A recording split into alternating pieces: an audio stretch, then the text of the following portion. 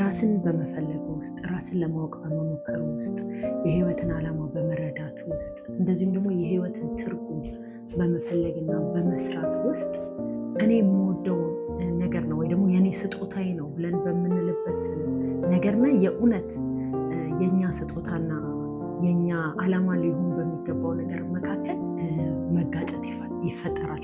ይህም የሚሆንበት ምክንያት ምንድን ነው? በህይወታችን ነገሮችን የምናይበት መነጽር ከሌለን በቀላሉ ኮንፊውዝድ ሆነን የማንፈልገው ላይፍ ውስጥ ልንገባ እንችላለን። በቀላሉ ኮንፊውዝድ ሆነን ዘመናችንን የኛም ባልመሰለው ወይ ደግሞ ለኛ ባልተገባ ወይም ደግሞ ብዙ ፈጣሪያችንን የሚያስከብር አይነት ነገር ሳናደርግ እናልፋለን ማለት ነው። ስለዚህ ይሄንን መነጽር ወይም ደግሞ ይሄንን ደረጃ ሁልጊዜ በላይፋችን ላይ እንደ ሪፈረንስ ይሄ እንደ ልክ ነው አይደለም ብለን በህይወታችን የሚመጣ እውቀትን በህይወታችን የሚመጣን ዓላማ በህይወታችን ላይ ለነገሮች ትርጉም የምንሰጥበትን መንገድ በህይወታችን ላይ የሚመጣን ስኬትና ወይም እንደዚሁም አገልግሎትን የምንመዝንበት መመዘኛ ሊኖረን ይገባል ማለት ነው።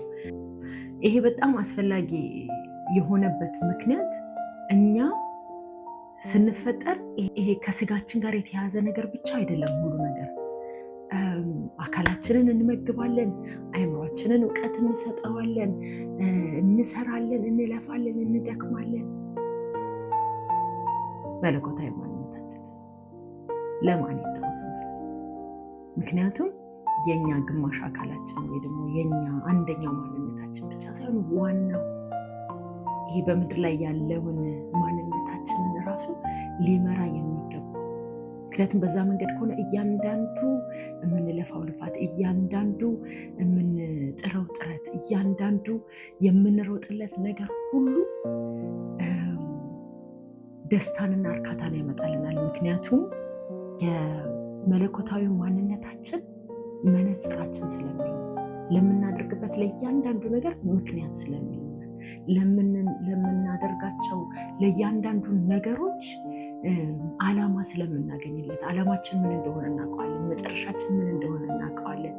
እንደገና ደግሞ ይሄ መለኮታዊ ማንነታችን ክብርን ለአምላኩ በመስጠት የሚደሰት ማንነታችን ነው። የስጋዊ ማንነታችንን ጤንነት የምንጠብቀውን ያህል ያንን የምናስተምረውን ያህል የመለኮታዊ ማንነታችንን መንከባከብ እንልመድ።